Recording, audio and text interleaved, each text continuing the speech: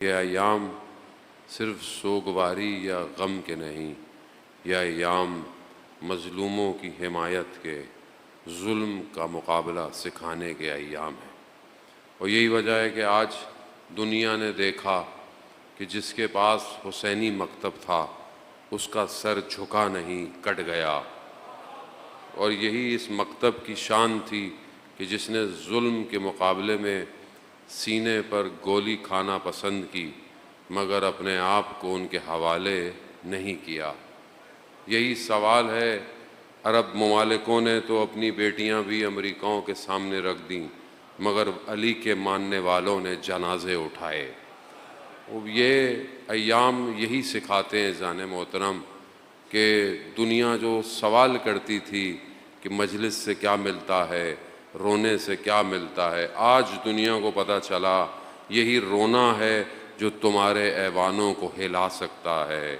یہی رونا ہے کہ جو انسان کو بیدار کرتا ہے، یہی رونا ہے جو انسان کو اتنی طاقت دیتا ہے کہ یہ جو ہم پڑھتے ہیں زیارت میں، یا لیتنی کنتو معاکم فافوز فوزا عظیما، کاش کہ ہم کربلا میں ہوتے تو ہم آپ کا ساتھ دیتے۔ اور آج دکھایا حسین کے ماننے والوں نے کہ اگر آج بھی کربلا برپا کرو گے تو آج بھی ہم امام حسین کے ساتھ ہیں۔ اور یہ خدا کا شکر کریں کہ خدا نے ہمیں اس مکتب سے جوڑ کے رکھا ہے، خدا نے ہمیں ایسی جگہ سکھایا ہے کہ جہاں ہمارا جوان بچپن سے علی اصغر پر روتا ہے، بچپن سے جناب قاسم کے بدن کے ٹکڑوں کی باتیں سنتا ہے، بچپن سے جوانی تک حضرت علی اکبر کی اس برچھی کا ذکر سن کر اپنے آپ کو مضبوط بناتا ہے۔ دشمن یہی چاہتا ہے، اور دشمن یہی چاہتا تھا کہ مجلسیں ختم ہو جائیں یا عزاداری ختم ہو جائے، یا اگر ہو بھی تو اس کے اندر روح نہ ہو عزاداری کی۔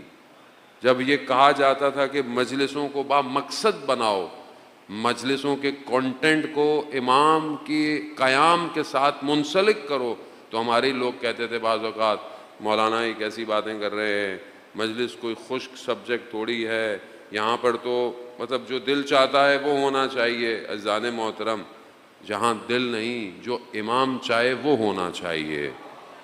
اور امام بیداری چاہتے ہیں، امام چاہتے ہیں کہ دنیا بصیرت حاصل کرے۔ سید الشہداء صرف اس لیے تھوڑی آئے تھے کہ ہم لوگ صرف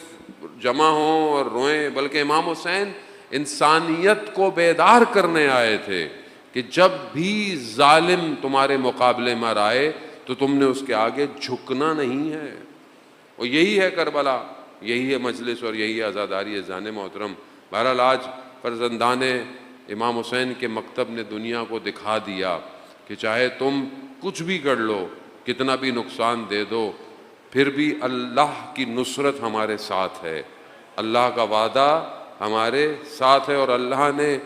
12 کے صدقے میں 12 دنوں میں کامیابی عطا کی ہے۔ تو یہی وجہ ہے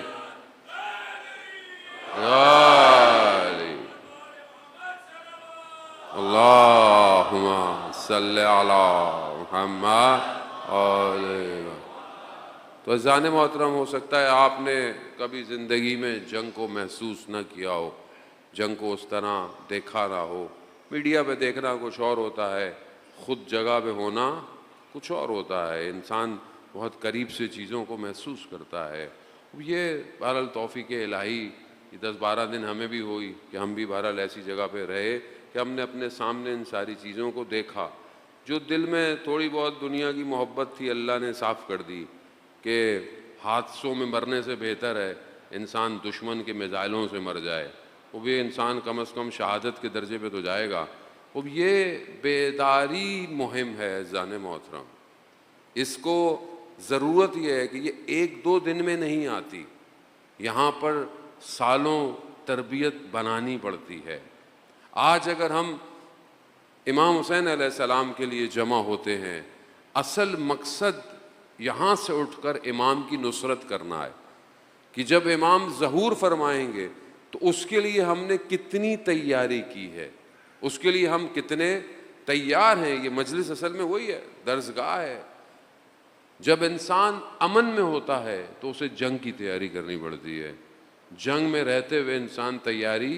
نہیں کر سکتا۔ آج ہم لوگ امنیت کے اندر ہیں، آج ہم لوگ بہرحال مشکلات ہیں، فائنینشیل مشکلات ہیں، سوشل پرابلم ہے، دنیا کی بہرحال ہر ملک کے اندر اپنی ایشوز ہیں، لیکن بہرحال ظاہری طور پر امن کے اندر ہے۔ امن کے اندر انسان اپنے آپ کو مضبوط بناتا ہے، اور جو سب سے زیادہ چیز امپورٹنٹ ہے وہ انسان کا ایمان ہے۔ اگر ایمان مضبوط ہے تو انسان تنہا بھی لشکر بن سکتا ہے، اور اگر انسان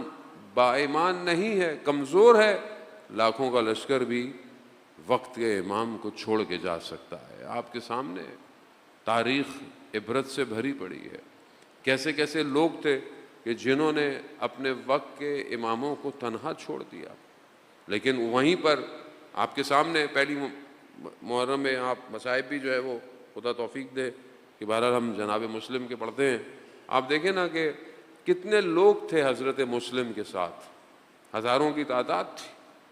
17,000 12,000 تو لوگوں نے خط لکھے ہوئے تھے، لیکن سب چھوڑ گئے، مسلم اکیلا رہ گیا۔ مگر ایمان کی طاقت تھی کہ جس نے اکیلا بھی مسلم کو ایک لشکر بنا دیا، کہ جس کی وجہ سے امام نے روز عاشورہ جب سب چلے گئے، جب امام نے اپنی تلوار پر ہاتھ رکھا، گھٹنے امام کے زمین پر تھے، امام نے دائیں دیکھا بائیں دیکھا، سب سے پہلے جناب مسلم کو یاد کیا، اینا اینا مسلم، مسلم کہاں ہو؟ وہ یہ بتاتا ہے کہ انسان کوئی فرق نہیں ہوتا کہ انسان اکیلا ہو یا ہزاروں کی تعداد ہو، ایمان مضبوط کرنا ہے جان محترم۔ بہرحال ہم کوشش کریں نا دنوں کے اندر اپنے آپ کو اپنے امام کے قریب کریں اور اپنے آپ کو بہتر کریں۔